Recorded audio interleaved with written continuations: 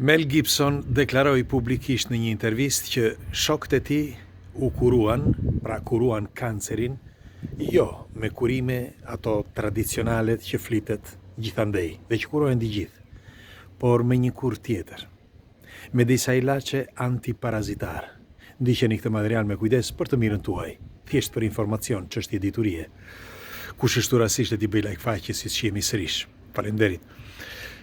Mel Gibson në një intervistë që bëri para disa ditësh tregon që disa shokët e tij, është e garantuar thoshte, në intervistë, nëse keni parë, kush nuk e ka parë, ja u sugjeroj ta shihni, është e garantuar që disa nga shokët e tij janë kuruar jo me ato kurime tradicionale, pra jo me rreze, por me disa ilaçe antiparazitare. Ç'është e vërteta, njeriu lind me sëmundjen e kancerit, nuk e di e dini apo jo, por është më se reale kjo, sepse është shkencore.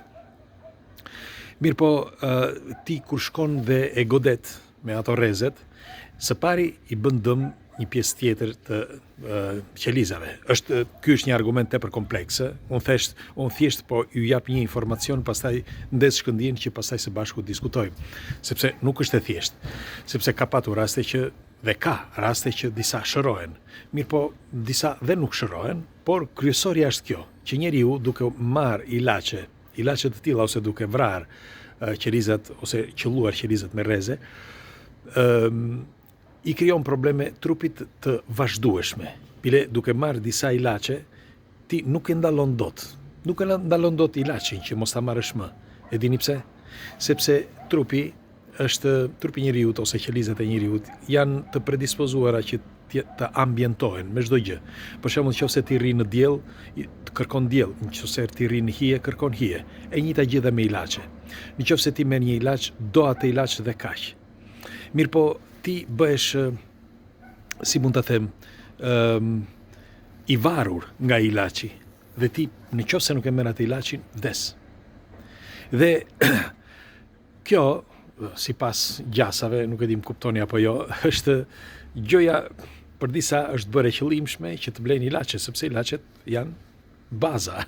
Me fjalë, dy janë gjërat kryesore në jetën e njeriut: politika dhe farmacia, pra shoqëritë farmaceutike. Dhe dua t'ju them një eksperiencë personale. Për shembull, un kam një djalin e tezes që është mjek.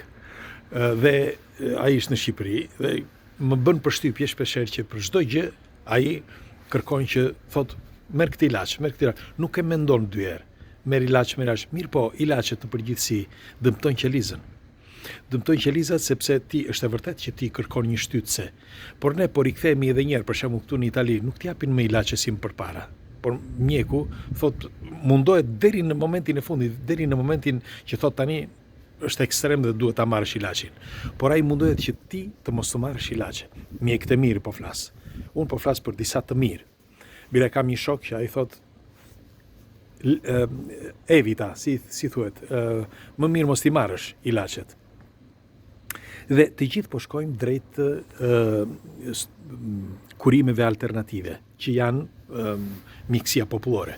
Në fakt, nëse e keni vënë re, tani ka dalë shumë mjek popullor dhe shumë gjëra që të bëjnë që ti të kurohesh, por ka disa gjëra, siç ju thash, që është tepër kompleks si argument, që duhen ditur. Për shembull, nëse këta shokët e Mel Gibsonit u kuruan, padyshim ai nuk thot marzira, dhe padyshim këta janë kuruar, thash jo me këto kurime, pra me kemio ose me rreze, por me kura të tjera që janë, le të themi, gjysmë alternative.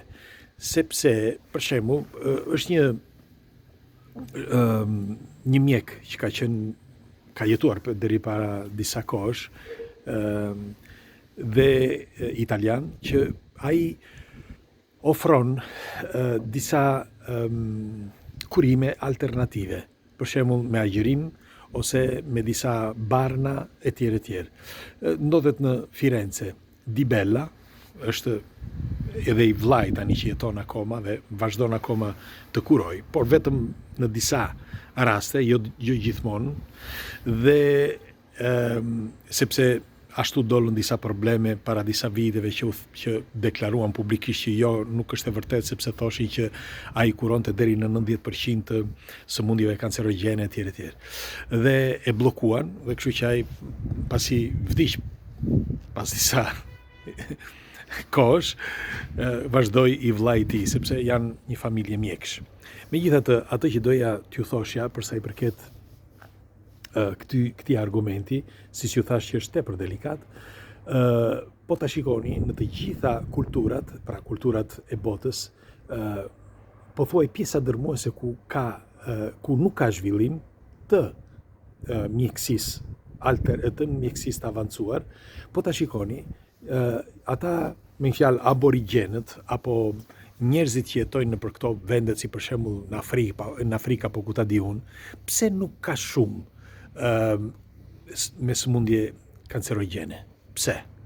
E dini se ku janë sëmundjet më shumë me kancer, janë në vendet e zhvilluara. Bëni një kontroll dhe do ta gjeni. Pse kjo? Ka shumë arsye, e përsëris edhe njerë sepse është një argument pafund. Për shembull, ne jemi shkëputur nga kontakti me tokën, jemi shkëputur nga kontakti me natyrën. Ne nuk ecim më në këmbë, ne nuk ecim kilometra në këmbë apo të ecim zbathur. Ne nuk e sforcojmë trupin tonë që të përveç disave që shkojnë në palestër, por them në natyrë, të presin dru, të rrinë në pyje apo ku ta di unë. Pra, ose si për shembull ata që janë, disa jetojnë në pyje, të tjerët jetojnë në bashkësi ku ka me mira ose një pafundësi virusesh dhe problemesh të tjera. Pra, të gjitha këto luajnë një rol të rëndësishëm në jetën e përditshme. E them këtë sepse më kanë shkruar disa, bile edhe një shoku ynë që na ndjek këtu në këto videot, na kishte shkruar, më shkruajti në privatisht duke më thënë për këtë problemin e Mel Gibsonit. Bile edhe një shoqja jonë që është gjithmonë këtu me ne, më ka shkruar, sepse ka nënën e saj që ka probleme me kancerin. Unë dua të nënvizoj që nuk jam mjek, nuk jam as psikolog, as mjek, as fizikant, nuk kam grada dhe unë nuk mundem që të sugjeroj njerëzit, të më falni, por nuk mundem. Unë bëj një diskutim të përbashkët sepse nga diskutimi i përbashkët njeriu dhe kupton, sepse duke diskutuar, flas unë, flisni ju, flet një tjetër, dhe tjetri kupton se çfarë duhet bëj. Por e përsëris ka një pafundësi informacionesh për këtë që dikush nga këto informacione janë të gabuara, disa nga këto informacione nuk janë të gabuara. Për shembull, nga momenti që një njeri fillon dhe merr ilaçe ose merr rreze, është e pamundur pastaj që ta sugjeroj dikush tjetër që unë jo njerë, por dikush tjetër që të thotë bëj këtë. Për shembull, unë di që ka edhe njerëz të famshëm, do t'ju them për shembull, është Michael Douglas, që është i biri i Kirk Douglas. Mbani mend Kirk Douglas? Dhe Michael Douglas ishte smur me kancer, dhe unë di që ai shkoi në Meksik dhe me anë të skorpionit blu, ose në Brazil, një gjë e tillë, se nuk dihet eksaktësisht, por është një thënie kështu, dhe ai shpëtoi. Tani, unë nuk di në qoftë se ka dhe raste të tjera si puni këtij, por thuhet që ka patur me qindra raste të këtyre njerëzve të mëdhenj që shkojnë aty ku bëjnë, për shembull, edhe me shamanët. Shkojnë tek shamanët, shkojnë tek këta mjekët popullor, sepse e kanë kuptuar që, në sintezë, e kanë kuptuar që ilaçet bëjnë dëm. Me një fjalë, kur ilaçet ti fillon dhe i merr, nuk mund t'i ndalosh dot, dhe nëse i ndalon ti vdes. Dhe ata për t'i paraprir këtyre ilaçeve, jo të gjitha ilaçet janë kështu, por një pjesë e ilaçeve janë kështu sepse nuk e di sepse. Do ma thoni ju sepse. Pra, në qoftë se do t'jipja një përgjigje për sa i përket videos që bëri ose intervistë që bëri Mel Gibson, i them që nga një anë ka të drejtë. Po, sepse një pjesë e njerëzve kanë kuptuar që ti me mjekësinë tradicionale ose me mjekësinë popullore është shumë herë më thjesht.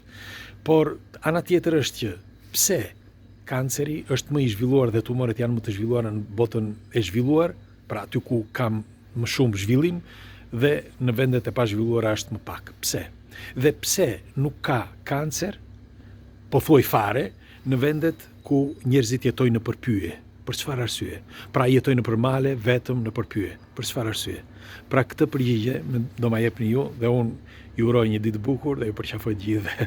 Kështu që pres komentet tuaja, çfarë mendimi keni për këtë argument, sepse është një argument tepër kompleks, sepse luajnë rol të rëndësishëm shumë gjëra, siç ju thash, nga mënyra e jetesës, nga ADN-ja e njeriut, nga si je ushqyer gjatë jetës, nga çfarë bëre në atë moment që po ndodh fakti, etj. Pra të gjitha këto luajnë një rol të rëndësishëm dhe nuk është e thjeshtë që ti të flas sot. Bile edhe vetë shkenca nuk e thot dot, sepse ka disa gjëra që kanë ndodhur që ne nuk i njohim. Si mund ta dimë ne çfarë ka ndodhur, që të dimë se çfarë po bëjmë sot. Pra që ta kurojmë. Kështu që kalofsh një ditë bukur dhe pres komentet tuaja.